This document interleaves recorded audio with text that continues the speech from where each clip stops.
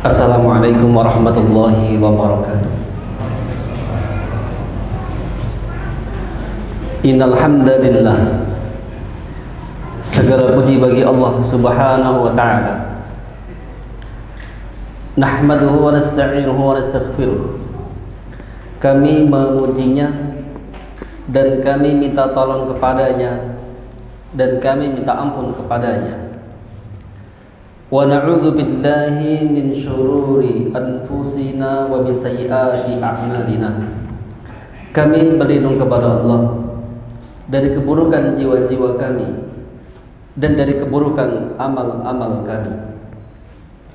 May yahdihillahu fala mudhillalah wa yudlil fala hadiyalah. Barang siapa yang Allah beri petunjuk, maka tidak ada yang bisa menyesatkannya. Barang siapa yang Allah sesatkan, maka tidak ada yang bisa memberi petunjuk kepadanya. Asyhadu an la ilaha illallah wahdahu la syarikalah wa asyhadu anna Muhammadan abduhu wa rasuluh. Aku bersaksi bahwasanya tidak ada ilah yang berhak disembah dengan benar melainkan Allah. Dialah yang Maha Esa, tidak ada sekutu baginya, dan aku bersaksi bahwasanya Muhammad adalah hamba dan juga utusannya. Hadirin hadirat, ikhwan dan akhwat, alhamdulillah pada kesempatan malam hari ini kita bisa bertemu kembali, kita bisa berjumpa kembali dalam rangka untuk mencari ilmu, dalam rangka untuk tabligh ilmi. Kemudian salawat dan salam semoga tercurahkan kepada Nabi kita, Nabi yang tercinta, Nabi Muhammad sallallahu alaihi wasallam beserta keluarganya, para sahabatnya, dan orang-orang yang ittiba kepada beliau. Insyaallah kita akan kembali membahas kajian adab dan akhlak Islam. Kajian adab dan akhlak Islam. Nah,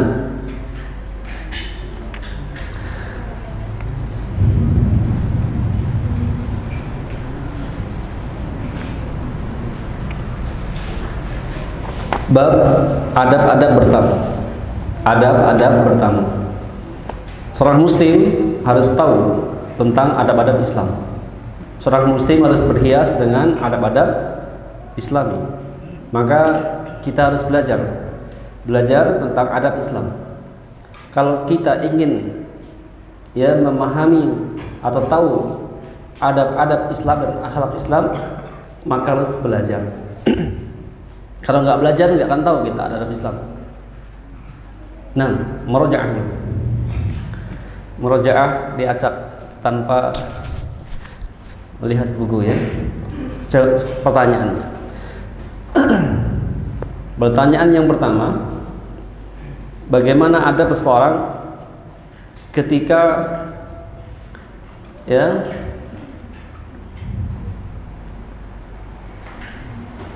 telepon? Nah, kan dah dibahas telepon kan, ada dapat telepon, komunikasi. Nah, adabnya apa aja? Karena kita tiap hari memegang telepon, komunikasi, adabnya apa?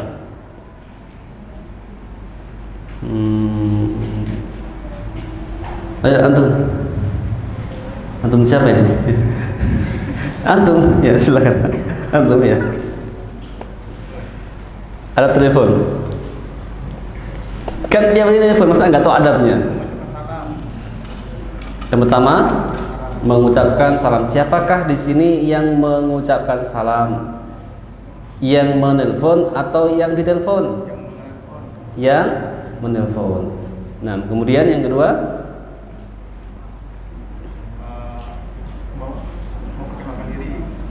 memperkenalkan diri, sahih, memperkenalkan diri jika belum kenal. Terus yang ketiga, sahih, telepon pada waktu yang tepat. Keempat,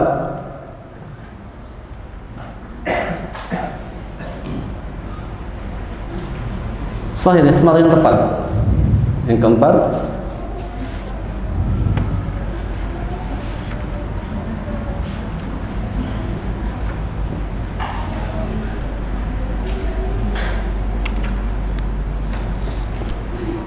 Saat berakhirnya telepon, apa yang diucapkan? Sahih ya. Antum nikah belum? Nikah belum?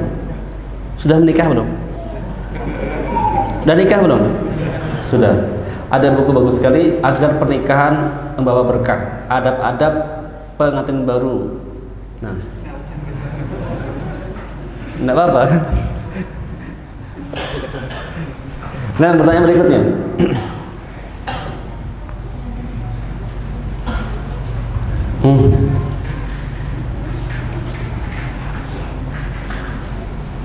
Nah, baru dia tanyaannya. Sebutkan adab-adab berkunjung. Berkunjung, pernah kunjung ke rumah kan? Rumah tangga, teman. Apa adab-adabnya? Jangan sampai kita nggak tahu adabnya berkunjung ya. Di buku nggak ada. Karena diamalkan soalnya. Kan banyak itu, ada berapa? Ada berkunjung. Ada 21. Tapi antum apa ya? Ambil beberapa yang diamalkan. Ini faidah-faidahnya memang benar. Yang pertama, datang ke rumah orang langsung membelakangi pintunya. Atau ya labas, tidak berdiri di depan pintu, terus tidak menghadap ke pintu ya. Yang kedua, mengucap salam. Yang ketiga,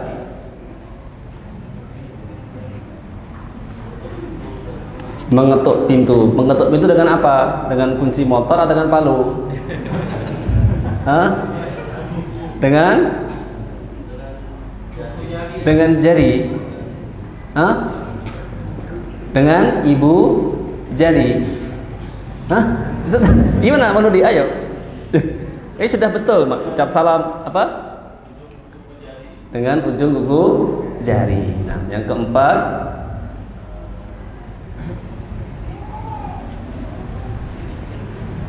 minta izin untuk masuk. Nah, yang kelima, sahih, tidak melihat-lihat dan kondisi rumah seorang. Apalagi sampai memegang-megang barang-barang tertentu ya, nggak boleh.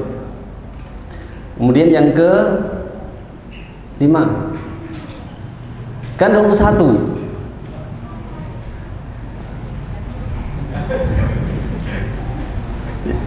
Bisa itu aja bertamu ke kurang berkunjung. Masalahnya itu aja. Hah? Duduk di tempat di mana dipersilahkan oleh tuan rumah. Kemudian sahih, jika selesai urusan langsung pamit aja, biar gak lama-lama ditanya ya. Nah, ya, dapat hadiah tuh. Hadiahnya adalah unten nasihat untuk remaja. Untuk remaja apa udah nikah? Ya sudah, ini tentang ibadah, kasihkan. Nah, pertanyaan berikutnya untuk para sahabat pemuda.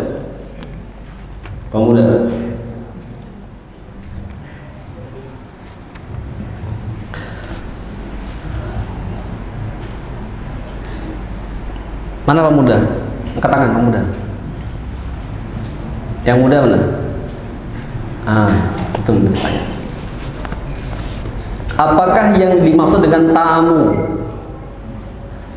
Disebutkan di hadis sahih, man kana yu'minu billahi wal yawmil akhir falyakrim dhaifahu. Barang siapa yang beriman kepada Allah dan beriman kepada di akhir, hendaklah dia memuliakan tamunya. Apakah yang dimaksud dengan tamu di sini? Dhaif, dhuyuf atau dhaif dalam hadis ini yang kita bahas. Karena di bab ini pun juga dibedakan ya. Di sebelumnya adab-adab berkunjung, setelah itu ada bertamu. Apa bedanya gitu begitu? Tentunya ada beda. Yang kita bahas. Sahabat pemuda.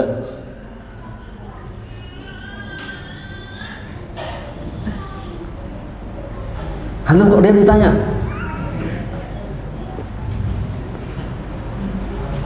Ya, malah syabab, baik sabab. Jawab.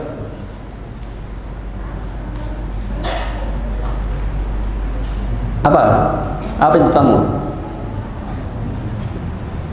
Pas? Pas toh? Pas ya. Ayo pemuda lagi, sabar. Antum? Pemuda bukan? Udah nikah belum? Yang belum mana? Ah ini. Apa itu tamu? Orang yang tidak berkunjung, Ustaz. Kemudian dia dah izin, dipersilahkan untuk.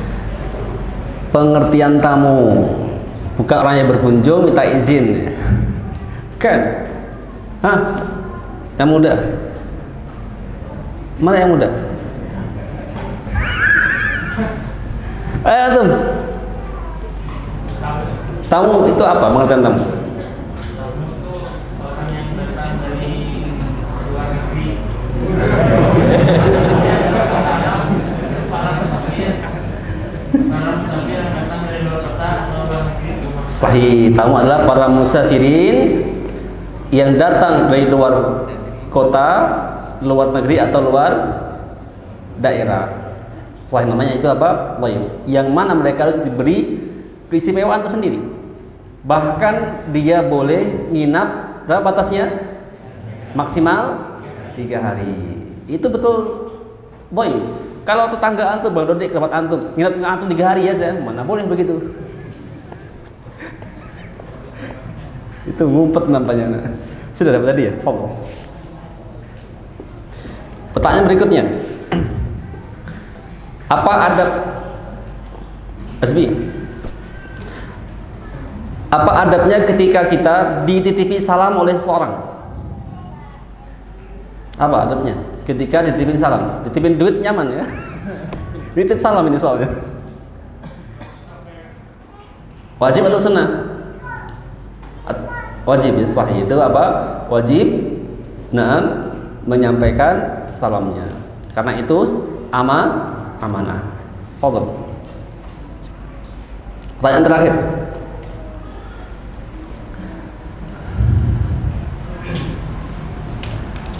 Pak Rahmat, apa hukumnya mengucapkan salam kepada wanita?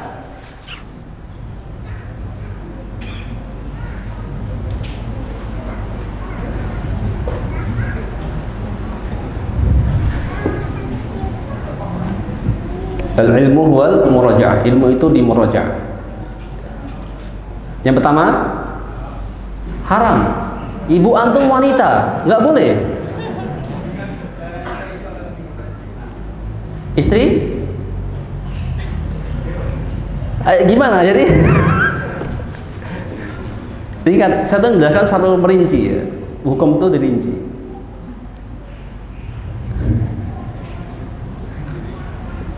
Ayo.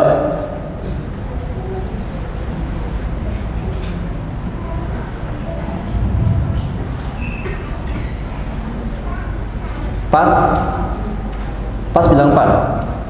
Terus siapa yang menjawab? Antum lemparkan siapa jawabannya ini? Pak Rahmat, antum kasih ke siapa jawabannya? Terus siapa jawab?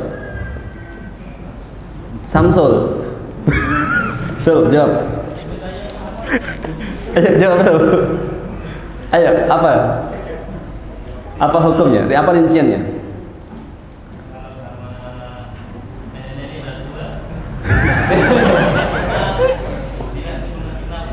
Sahih. Yang pertama adalah jika tidak menimbulkan fitnah, maka dibolehkan. Contohnya kepada nenek-nenek. Nah, terus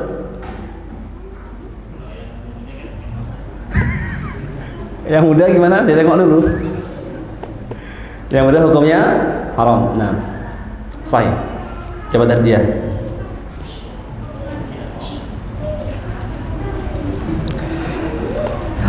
Lanjut, kita bahas adab-adab bertamu ya. Kita kan mungkin saja kita akan menjadi seorang musafir atau pernah menjadi musafir atau akan safar. Kita akan jadi tamu, berkunjung ke rumah keluarga kita, ke orang tua kita, ke mertua kita, atau ke saudara kita. Maka harus paham adab-adab bertamu. Harus paham adab-adab bertamu. Nah, Adabnya apa? Di antaranya adalah ya, poin yang ke-5. Di antara adabnya bertamu adalah di antara adab orangnya bertamu tidak mengusulkan jenis makanan tertentu. Nggak boleh request. Datang bertamu, saya pengen hari ini ayam apa? Ikan ayam pedas. Apa maksudnya? Apa? Ikan asam pedas maksudnya. Nggak boleh request seperti itu, nggak boleh. Tamu nggak boleh request, nggak boleh pesan. Nah, kecuali jika apa diberi pilihan, diberi pilihan mau dimasakkan apa. Nah, boleh. Kemudian akan tetapi hal ini hendaklah seorang tamu itu memilih yang mudah, Artinya tidak memberatkan, tidak menjulitkan. Kecuali dia memang tuan rumah itu dalam keadaan apa? Mudah atau lapang dia menghidangkannya atau memberikannya. Ini adabnya, jadi jangan diulang kembali. Besok ke rumahnya saya undang, Ustaz jangan lupa nasi goreng kambing, nggak boleh gitu. Nah, poin yang ke-6, puasa tidak menghalangi seseorang untuk menghadiri undangan. Jadi orang puasa itu ketika diundang untuk bertamu, baik undang walimatul urus atau makan-makan saja, maka itu bukan menjadi apa? Halangan. Saya kan puasa Ustaz, puasa nggak menghalangi. Nah, ketika seorang berpuasa diundang untuk makan misalnya, di sini boleh tidak dia membatalkan puasanya? Boleh tidak? Misal diundang tuh, masya Allah, ya hidangan makan istimewa sekali. Buah-buahannya ada anggur merah, anggur hijau, anggur kuning, gitu kan? Mana anda anggur? Kemudian ada makanannya, gulai kambing guling misalnya. Maka istimewa sekali. Atau kemudian puasa diundang, datang ke situ.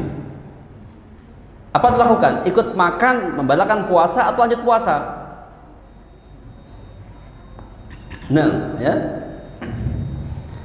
Apa jawabannya? Lanjut puasa atau batalkan puasa? Jawab.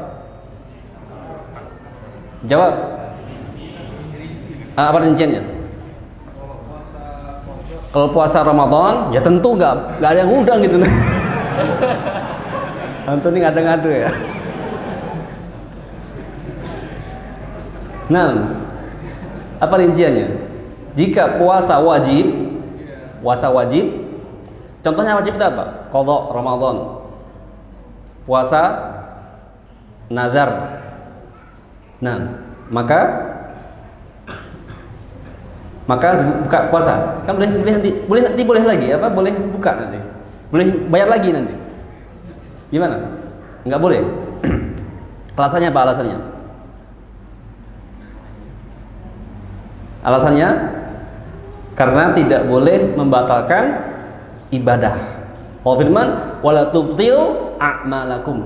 Janganlah kalian membatalkan amal-amal kalian. Nah, di situ ada amal wajib.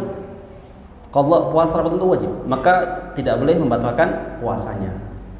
Nah, yang kedua, rincian kedua, kalau puasa sunnah boleh membatalkan puasa atau enggak, dirinci dulu. Lihat dulu makanannya. Soalnya jangan dirinci. Jika puasa sunnah maka boleh aja batalkan puasa. Dengan dalil banyak hadis ya, di antaranya adalah hadis sahih Abu Ahmad, juga Tirmidzi, hadisnya sahih Syalbani. As-shaimu, orang yang melakukan puasa untuk tatawwu', melakukan puasa tatawwu' yaitu sunnah. Ya, puasa sunnah. Umira bin nafsi atau umra nafsihi, itu menjadi penentu buat dirinya. Insya'a shoma, jika dia berkehendak puasa. Wa insya'a afṭar, jika dia berkehendak untuk apa? Berbuka, maka berbukalah. Itu apa? Berkaitan dengan masalah puasa sunnah. Hadis dalil yang kedua dari Jabir bin Abdullah radhiyallahu anhu, Nabi bersabda, "Idza du'iya ahadukum ila ta'ami jika kalian diundang ila ta'ami, dalam acara makan-makan, fal yujib, maka hadirilah, datangilah. Fa in syaa ta'ima, jika engkau mau makan.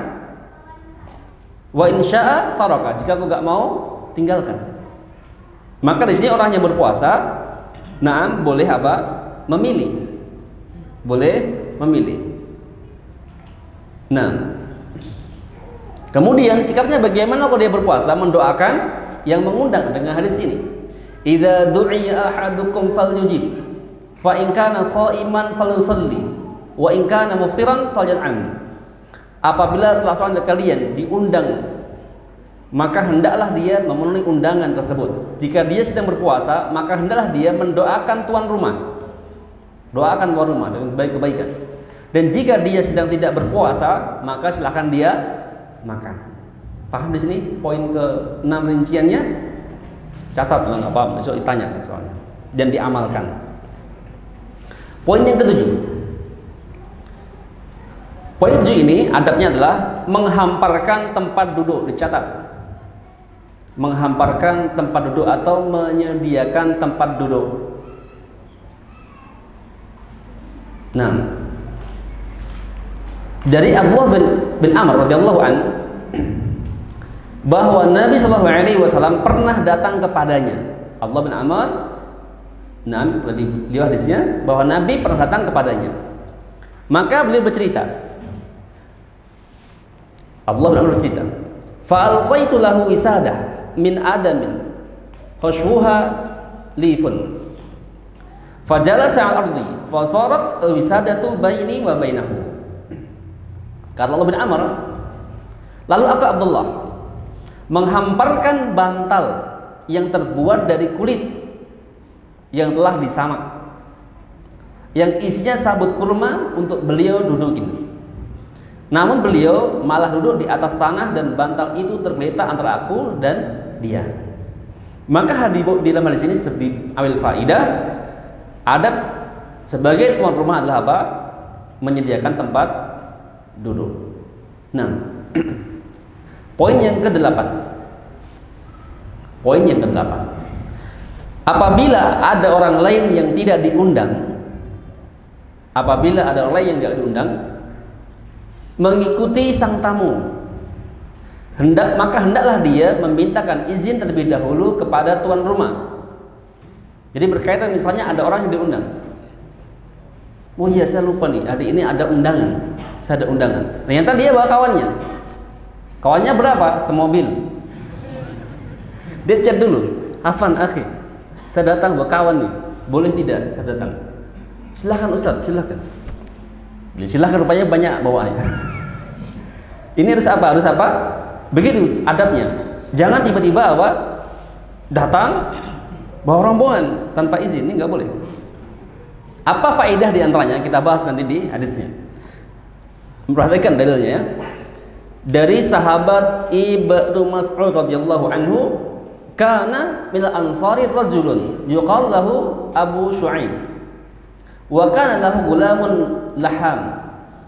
Di antara kaum Ansar terdapat seorang laki-laki yang dikenal dengan nama Abu Syu'aib.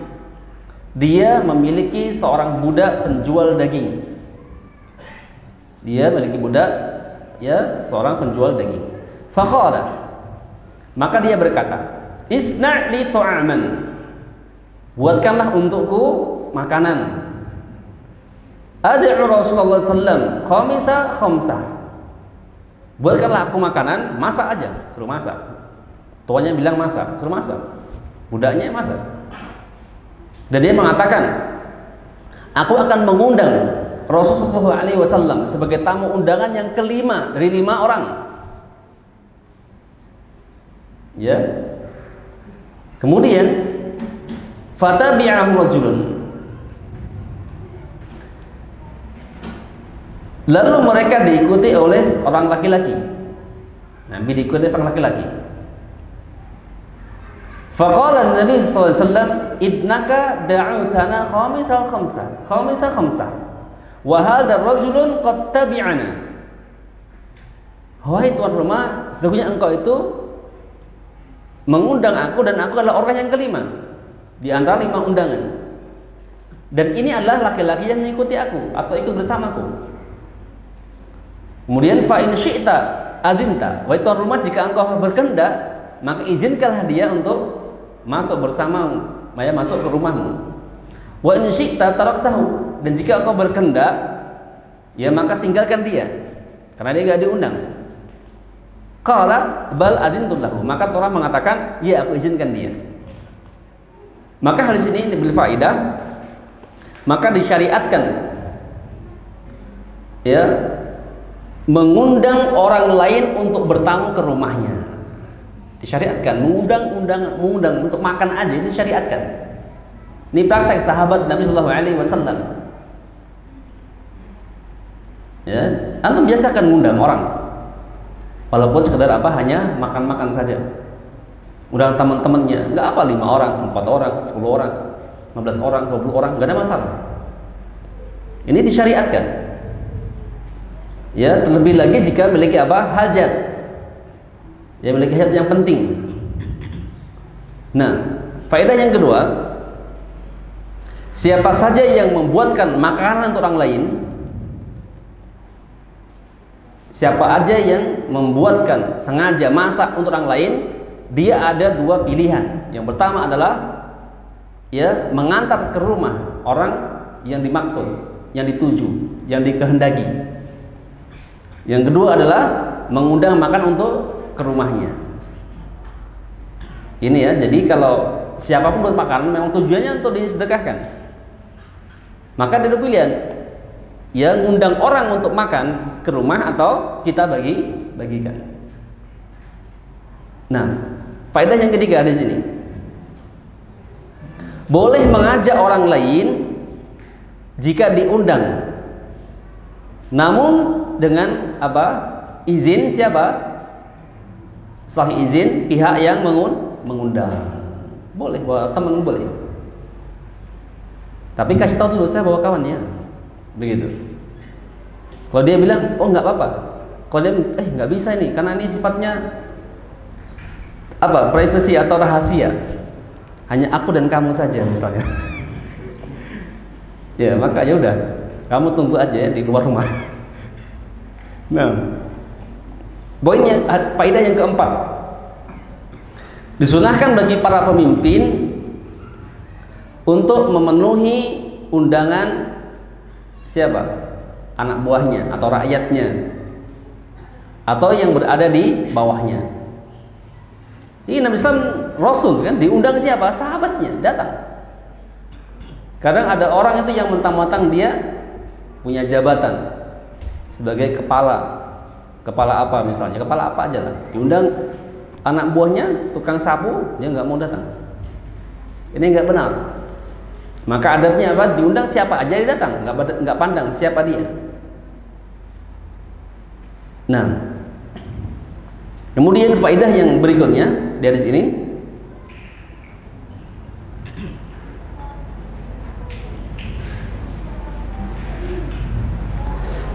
tuan rumah boleh menolak orang lain yang tidak diundang, boleh. Nah, berkata Syekh Ibnu Utsaimin, beliau mengatakan, boleh saja seorang tidak mengizinkan seseorang bertamu di rumahnya saat ia sedang sibuk. Ya, kata Syekh Utsaimin, boleh saja seorang tidak mengizinkan seseorang bertamu di rumahnya saat ia sedang sibuk. Misal ada orang bertamu, dia sibuk di rumah, ada kerjaan yang nggak bisa diganggu. Kalau dia ngobrol sama tamu, kerjaan semakin numpuk atau nggak selesai, padahal kerjaan diselesaikan sekarang misalnya. Ketika tamu datang, dia boleh menolaknya. Maaf, saya jam sekian belum bisa menerima tamu. Datang lagi nanti ya, sejam lagi. Boleh. Kalau saya semen, dan yang ditolak untuk bertamu saat itu mesti lapang dada. Emang itu adabnya.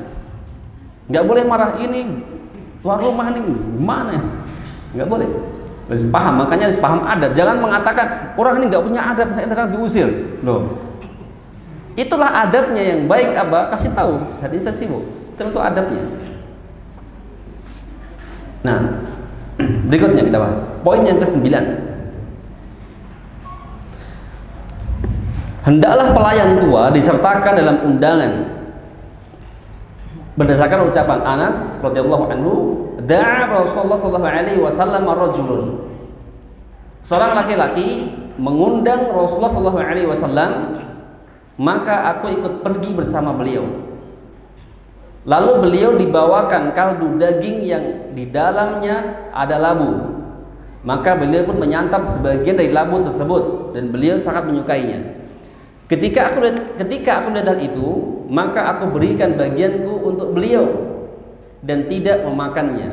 Anas berkata lagi, maka sejak hari itu aku senantiasa menyukai labu. Nah, lanjut poin ke-10. Tidak perlu memaksakan diri untuk memuliakan tamu. Jadi memang benar kita itu dimintakan untuk memuliakan tamu. Tapi tidak boleh apa? Paksakan diri. Tidak boleh melampaui batas. Ya, tidak boleh apa? Melampaui batas. Apa acuannya, barometernya untuk memuliakan tamu itu dikembalikan kepada apa? Uruf atau kebiasaan masyarakat. Nah, uruf kita makannya apa? Ya, kita tahu makanan kita sehari-hari seperti itu. Maka kita nggak boleh apa? Melampaui batas sampai paksakan diri berhutang misalnya. Oh, ada tamu datang jauh nih, saya masakan dia kambing misalnya. Nah, maka di sini nggak boleh kalau dia apa sampai berhutang. Itu namanya memaksakan diri di luar kemampuan dia. Maka di sini harus apa? Sesuai kemampuan. Dengan hadis dalil Nabi bersabda, la takallafu lidhaif. Janganlah kalian memaksakan diri untuk memuliakan tamu. Janganlah kalian memaksakan diri untuk memuliakan tamu. Ini hadisnya ya sahih. Lihat Sahih Al-Jami'. Diriwayatkan oleh Ibnu Asyakir dari Salman radhiyallahu anhu. Dan beliau Syalbani menyatakannya sahih. Jadi paham ya, tidak boleh apa? Memaksakan diri untuk memuliakan tamu, sesuai kemampuan saja. Poin yang ke-11. Masuk ke tempat undangan dengan izin. Masuk ke tempat undangan dengan izin. Mau masuk untuk izin dulu. Saya izin ya, mau masuk. Dan langsung berpamitan setelah selesai makan. Habis makan balik. Memang undangannya makan. Saya undang Li Antoni untuk makan. Ya sudah, saya makan balik. Nah, kecuali tuan rumah memang menginginkan mereka tetap di tempat. Habis makan balik, tunggu dulu, jangan pulang dulu. Ngapain lu pulang? Cuci dulu piringnya. Jadi begitu ya. Jadi datang tuh betul, datang ke rumah suruh makan, habis makan balik itu udah benar. Jangan di Allah, ini antum nih SMP nih. Apa SMP? Setelah makan pulang, memang begitu. Kan udah hanya makan. Kecuali tuan rumah itu apa? Meminta dia untuk apa? Untuk tunggu dulu sebentar, saya mau bicara atau ngobrol. Nah, dengan dalil ya Al-Quran soal Al-Ahzab ayat 53. Allah firman, ya ayyuhalladzina amanu, wahai orang-orang yang beriman, la tadkhulu buyutan nabiyyi illa ayyudzana lakum ila ta'amin ghaira nadhirina.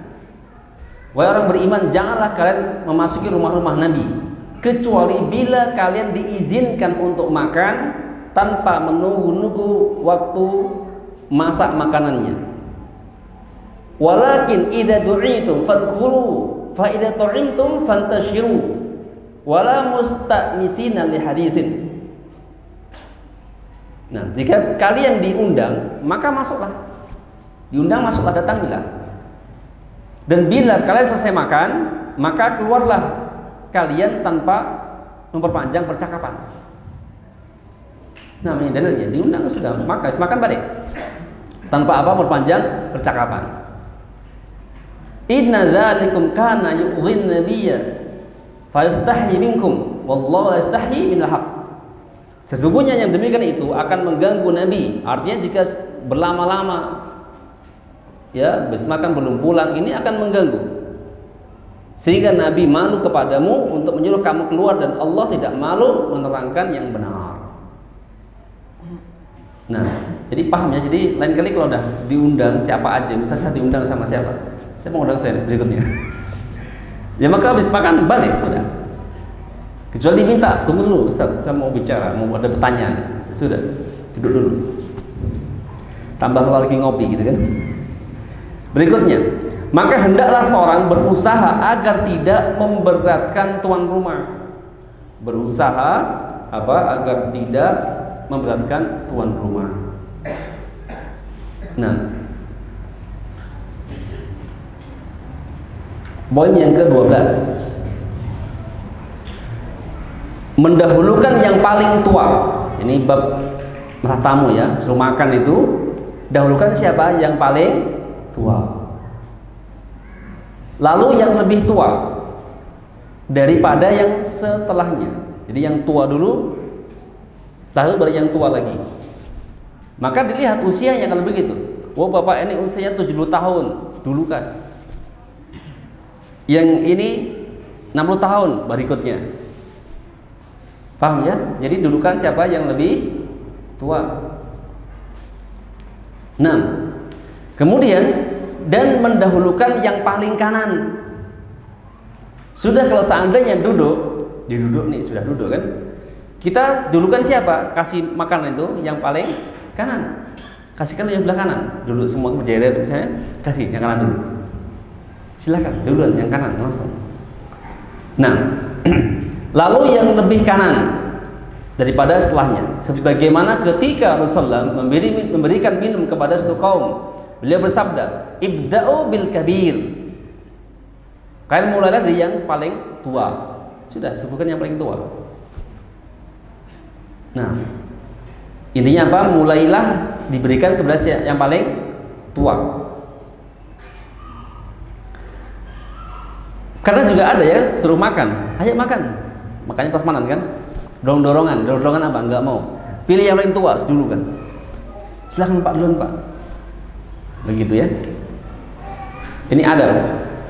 Dan Rasulullah SAW bersabda, "Man lam yarham saghirana wa yuzillu kabirana falaysa minna." Barang siapa yang tidak menyayangi yang muda, barang siapa yang tidak menyayangi yang muda usianya dari kami dan tidak menghormati orang yang tua, maka dia bukan golongan kami. Maka orang tua itu harus sayangi yang muda. Yang muda menghormati siapa? Yang tua. Kalau nggak begitu, nggak ada hormat untuk sama orang tua, nggak ada hormat. Maka Nabi mengatakan falaysa minna, maka bukan dari golongan kami. Dalam hadis ini terkandung syariat menghormati orang tua. Orang tua usia di lebih daripada kita dihormati.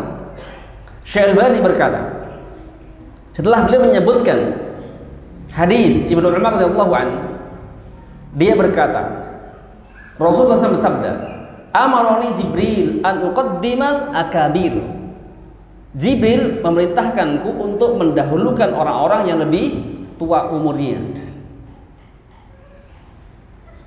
Dan hadis Rafi' bin Qadid dan Sahal bin Abi Hasma, yang mana keduanya berkata, ya, ini berkaitan dengan apa? Pembagian harta. Lalu mulailah Abdurrahman bin Sahal berbicara sebelum kedua temannya itu, ya, padahal dia adalah orang yang paling muda umurnya di antara temannya. Maka Nabi berkata kepadanya, kabiril kibar fisin, dahulukan yang lebih tua umurnya. Jadi masalah orang tua didahulukan itu bab apa? Bab makan, bukan jadi imam. Kadang ada orang anak muda hafal Quran, bagus fikihnya, paham dia, ya, tidak boleh seorang tua, kamu masih muda kamu nih. Orang tua itu didahulukan bab apa? Bab makan, bukan jadi imam ya. Nah, lanjut kembali.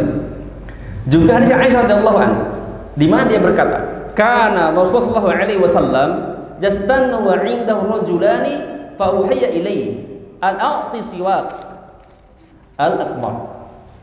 Rasulullah SAW pernah menggunakan siwak, dan di samping beliau ada 2 orang laki-laki. Lalu dibahyukan kepada beliau, berilah siwak kepada yang lebih tua terlebih dahulu. Nah, begitu pula ada intinya yang tua itu apa? Didahulukan.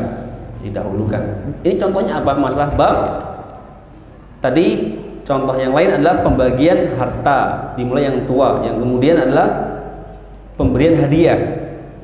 Juga apa? Didahulukan yang lebih tua. Nah, kemudian Al-Muhallab berkata, ketentuan ini selama orang-orang tersebut belum tertib dalam duduk, artinya belum tertib duduknya, masih berdiri seluruh prasmanan, orang tua duluan. Saat berikan hadiah juga belum tertib duduknya, kasih yang lebih tua. Nah, sedangkan apabila mereka telah duduk tertib, sudah duduk nih, semua duduk, benar duduknya, maka ketika itu yang sunnah adalah mendahulukan yang paling kanan, memberi makanan sudah sebelah kanan dulu, dari kanan dulu, dihidangkan dari kanan. Ayo mulai dulu yang kanan, gitu ya. Sudah habis waktunya. Insyaallah sambung ya pertemuan yang akan bertanya Allah Ta'ala. Intinya antum belajar ini diamalkan ya, sebanyak apapun kita, kalau belajar nggak diamalkan nggak manfaat.